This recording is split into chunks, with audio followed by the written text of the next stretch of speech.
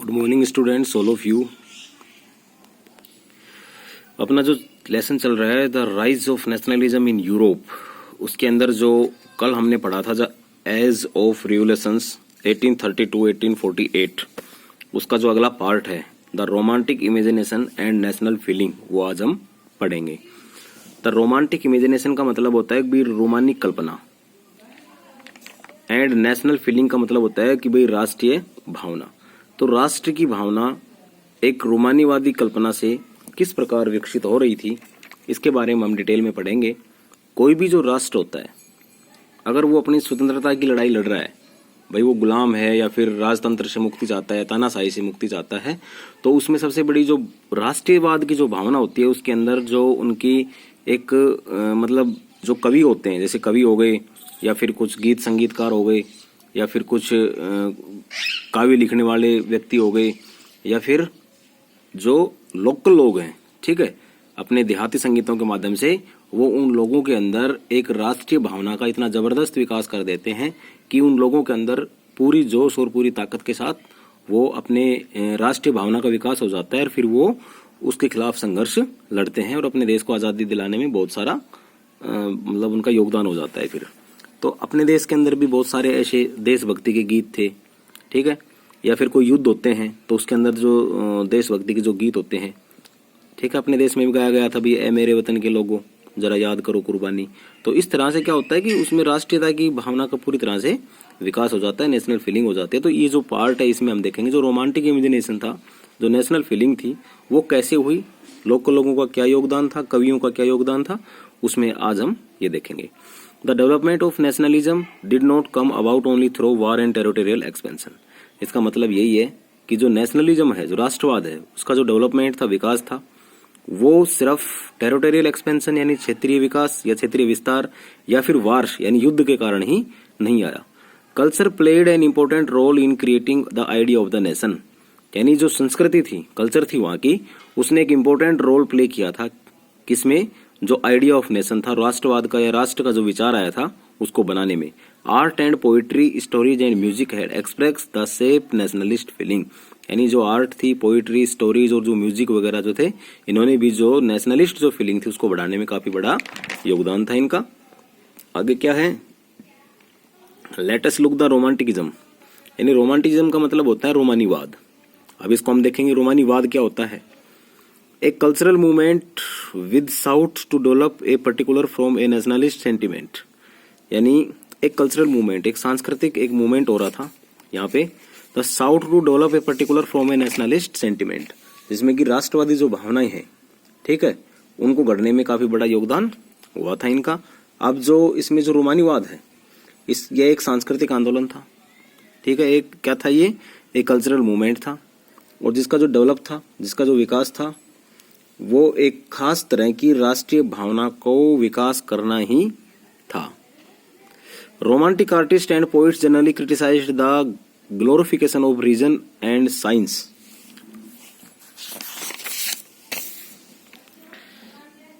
And focused instant on emotions, institutions and mystical feelings. इसका मतलब यही है कि जो रोमानीवाद जो है, इसमें जो रोमानी कवि थे, ठीक है, उन्होंने जो कलाकारों के तर्क वितर्क थे या विज्ञान का कुछ महिमामंडन वगैरह था, यानी विज्ञान को जो बढ़ा चढ़ाकर बता रहे थे, उनकी आलोचना तथा उसकी जगह क्या किया था इन्होंने, जो रहस्यवादी जो भावना थी, ठीक है, अंतर्दृष्टि और जो रहस्यवादी भावना यानी माइस्टिक फीलिंग्स, ठीक है, इस पर इन्होंने बल दिया था। अब इसमें क्या है, their effort was to create a sense of shared collective heritage, a common cultural past as basic of a nation। यानी इसका मतलब यही है कि भाई जो उनका एक एफर्ट था, उनकी कोशिश थी या उनकी एक मतलब कोशिश क्या थी, जो साझा संस्कृति है, ठीक है, जो साझा सांस्कृतिक अतीत और एक साझा सामूहिक विरासत है, उसको एक राष्ट्र का बेस बनाया जाए, नेशन का बेस बनाया जाए, आधार बनाया जाए। Other romanticism such as German philosopher John Gottfried Herder 1744 to 1803 claimed the true German culture was to be discovered among the common people, das Volk।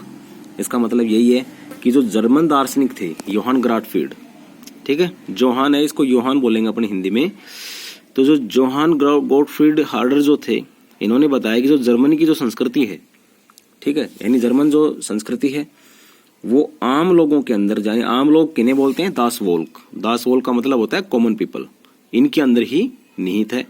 It was through folk song, folk poetry and folk dance be true spirit of the nation was popularised. इसका मतलब यही था कि ये जो राष्ट्र की जो सच्ची आत्मा है, ठीक है, वो ये यहाँ के जो लोक नृत्य हैं, जन काव्य हैं, लोकगीत हैं, इनके अंदर ये पॉपुलराइज्ड होती है, इनमें प्रकट होती है। So collecting and recording these forms of folk culture was essential the project of nation building. इसलिए collecting and recording these form of folk culture, यानी जो फोल्क कल्चर है, फोल्क संस्कृति जो थी, इसको इकट्ठा करना, ठीक है, और इसके साथ साथ राष्ट्र का निर्माण करना, इसके लिए बहुत ज्यादा जरूरी था। एक परियोजना थी, एक प्रोजेक्ट था। अब क्या होता है, the emphasis of vernacular language and the collection of local folklore was not just to recover an ancient national spirit but also to carry the modern nationalist message to large audiences who were mostly illiterate. illiterate का मतलब होता है वो literate नहीं है, साक्षर नहीं है, निरक्षर है। यानी इसमें क्या था कि इसके साथ साथ जो स्थानीय जितनी भी जो भाषाएं थी, ठीक है, स्थानीय जितने भी जो लोक साहित्य थे, उनको इकट्ठा करने का और जो राष्ट्रीय भावना को वापस लाने का, ज्यादातर लोगों को तक पहुंचाने का एक जो उद्देश्य था इनका, ठीक है, मॉडर्न नेशनलिस्ट मैसेज, यानी जो आधुनिक राष्ट्रवाद का जो मैसेज है, ज्यादातर जो पहुंचाने का जो इनका मकसद था, वो किन के पास था, मोस्टली इलिटरेट, यानी जो निरक्षर जो लोग थे, जो पढ़े लिखे लोग नहीं थे, इनके पास इस चीजों को पहुंचाना ज्यादा जरूरी था। This was specially so in the case of Poland which had been partitioned as the end of the 18th century by the great power Russia, Prussia and Austria. अब ये कह रहे हैं कि स्पेशली ये जो केस है किसका था, पोलैंड का, ठीक है, जिसका बंटवारा कर दिया गया था, जिसका पार्टीशन कर दिया गया था 18वीं सदी के अंत में। रूस, ऑस्ट्रिया, प्रसा जैसी शक्तियों ने इसका विभाजन कर दिया था। अब क्या हुआ, Even though Poland no longer excited as an independent territory, national feeling were kept alive through music and language. ये कह रहे हैं कि भाई जो पोलैंड है, ठीक है, उसके अंदर ज्यादा लंबे समय तक स्वतंत्रता नहीं रही, लेकिन फिर भी जो राष्ट्रवाद की जो भावना का जो विकास है, कहाँ पे, पोलैंड में, वो किन के द्वारा किया गया, वहाँ की जो लैंग्वेज थी, भाषा थी, वहाँ का म्यूजिक था, संगीत था, और जो नेशनल जो फीलिंग थी उसके माध्यम से उसको जीवित रखा गया था। अब Karol Kurpinski for example celebrated the national struggle through his operas and music tuning folk dance like the Polonaise the Mazurka into nationalist symbols. अब इसका भी यही मतलब है क्या कि जो कैरोल जो कुरपिंस्की थे, ठीक है, उनका जो नेशनल जो स्ट्रगल था, राष्ट्रीय संघर्ष था, उसमें ओपेरा और जो संगीत जो है, ओपेरा एक डांस है, डांस का एक प्रकार है ओपेरा, तो जो ओपेरा और जो वहाँ का जो डांस का जो संगीत है उसका गुणगान किया, और इसके साथ साथ जो माजुरका और जो पोलनेस जैसे लोक नृत्य हैं उनको उन्होंने क्या बना दिया, नेशनलिस्ट सिंबल बना दिया, राष्ट्रीय प्रतीक बना दिए। हमारे यहाँ पे राष्ट्रीय प्रतीक जैसा अशोक का स्तंभ है, ठीक है, राष्ट्र पुष्प है, राष्ट्र पक्षी है, राष्ट्र पशु है ना, उनके प्रति एक पूरा वो दिखाया जाता है अपना, मतलब एक नेशनलिस्ट भावना होती है, हमारी भी नेशनल फीलिंग होती है। ऐसे ही जो यहाँ पे जो किया गया था, उन्होंने भी जो वहाँ के जो ओपेरा डांस है, फोल्क डांस है, इन सबको क्या बना दिया, नेशनलिस्ट सिंबल बना दिया, यानी राष्ट्र के प्रतीक में उन्होंने बदल दिया। अब इसमें आता है language too played an important role in developing nationalist sentiments, यानी जो भाषा है उसने भी एक इम्पोर्टेंट रोल प्ले किया था किसके डेवलपमेंट में, नेशनलिस्ट सेंटिमेंट, यानी जो राष्ट्रवाद की जो भावना है उसका जो विकास हुआ था, उसके अंदर भी जो भाषा है उसका बहुत बड़ा रोल था। After Russian occupation the Polish language was forced out the school and the Russian language was imposed everywhere. यानी जब रशियन यानी रूस के कब्जे के पश्चात जो स्कूल जो थे, ठीक है, उसके अंदर जो पोलिश भाषा है उसको हटा दिया गया था बलपूर्वक, फोर्सडली, और उसके बाद जो रूसी भाषा है उसको हर जगह लागू कर दिया गया था। अब इसमें इन 1831 1831 में N armed rebellion against Russian rule took place which was ultimately crossed. 1831 में रूस के खिलाफ क्या हुआ? एक सशस्त्र विद्रोह हुआ। क्या हुआ? सशस्त्र विद्रोह। ये यहाँ पे अपन बोल लेंगे अल्टीमेटली आर्म्ड रिबिलियन, यानी सशस्त्र विद्रोह हुआ जो कि पूरी तरह से रूस के खिलाफ हुआ था। अब उसमें क्या हुआ? आखिरकार उसे कुचल दिया गया। अब अल्टीमेटली क्रस्ड उसको कुचल दिया गया था। Following this many members of the clergy in Poland began to use language as a weapon of national resistance. अब जो लोग थे उन्होंने क्या किया कि जो भाषा थी, पोलिश भाषा थी, उसको राष्ट्रवादी विरोध के लिए एक हथियार बना लिया। ठीक है।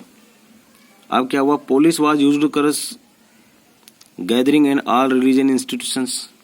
As a result a large number of priests and bishops were put in jail और sent to Siberia by the Russian authorities by punishment for their refusal to preach in Russian.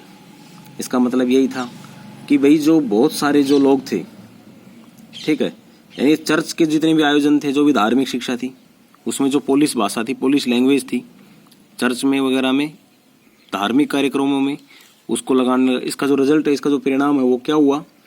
इसका परिणाम ये निकला कि बड़ी संख्या में large number of priest and bishop, यानी बड़ी संख्या के अंदर जो बिशप थे और जो पादरी थे, प्राइस्ट का मतलब पादरी, उनको कहाँ डाल दिया गया? प्रिजन्स, यानी कैद में डाल दिया गया, जेल के अंदर डाल दिया गया। असेंट टू साइबेरिया, साइबेरिया रूस के अंदर है, रूस की अथॉरिटी ने उसको सजा के तौर पर उनको जेल में डाल दिया गया। The use of Polish came to seen as symbol of the struggle against Russian dominance. अभी जो पुलिस जो भाषा थी, ठीक है, उसमें रूसी जो प्रभुत्व के खिलाफ संघर्ष के प्रतीक में देखा जाने लगा। किसके सिंबल के रूप में? जो रूसी जो प्रभुत्व था, ठीक है, उसके खिलाफ स्ट्रगल के रूप में, संघर्ष के रूप में देखा जाने लगा। अब आज जो हमने पढ़ा है इसमें क्या कि जो romantic imagination and the national जो फीलिंग है, इसमें हमने देखा कि राष्ट्रवाद की जो भावना का जो विकास है वो क्षेत्रीय विस्तार और युद्धों से ही नहीं हुआ, अपितु उसमें जो संस्कृति थी, जो कल्चरल थी, उसने बहुत इंपॉर्टेंट रोल अदा किया था। अब इसमें है कि भाई जो रोमांटिनिज्म है, जो रूहानीवाद है, उसमें भी, या रोमानीवाद है, इसमें क्या था कि एक सांस्कृतिक आंदोलन था और खास तरह की जो राष्ट्रवाद की जो भावना है इसका विकास हुआ था। विशेषकर जो विज्ञान का महिमा मंडन कर रहे थे उनको हटा करके जो एक तरह की इनकी जो रहस्यवादी जो भावना थी, एनिमाइस्टिक जो फीलिंग थी, उसको विकसित किया इन्होंने। और इसके साथ साथ उनमें एक साझा संस्कृति और साझा सामूहिक विरासत है, उसके अनुभूति को उन्होंने राष्ट्र का आधार बना लिया था।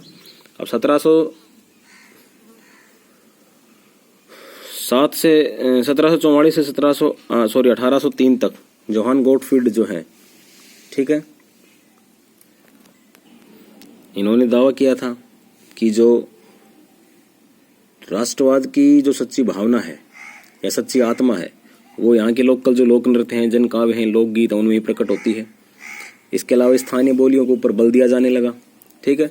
और 18वीं सदी के अंत में जो रूस, ऑस्ट्रिया और जो प्रशा जैसी जो बड़ी शक्तियाँ जो थी, ठीक है, यहाँ पे ये है, तो इन्होंने क्या किया?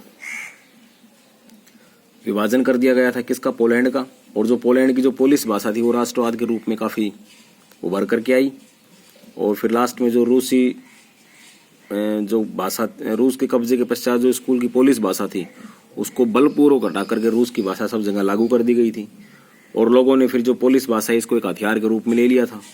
और हथियार में लेने के बाद फिर क्या हुआ कि जो पादरी, जो बिशप वगैरह जो थे, उनको जेल में डाल दिया गया था और रूसी अधिकारियों ने उनको सजा देते हुए उनको साइबेरिया भेज दिया। और इस प्रकार रूसी भाषा का प्रचार प्रसार करने से उन्होंने जब इनकार कर दिया तो क्या हुआ, पोलिश भाषा का जो रूसी प्रभुत्व के खिलाफ संघर्ष के रूप के या उसके सिंबल के रूप में देखा जाने लगा। यही देखा है हमने। अगला जो देखेंगे हम, hunger, hardship and the popular revolt. इसका मतलब यही है, जो भूख है, जो भी कठिनाई थी, और जो पॉपुलर रिवोल्ट था, जन विद्रोह था जो प्रसिद्ध, वो किस प्रकार से हुए, ये हम इसके अगले पार्ट में देखेंगे।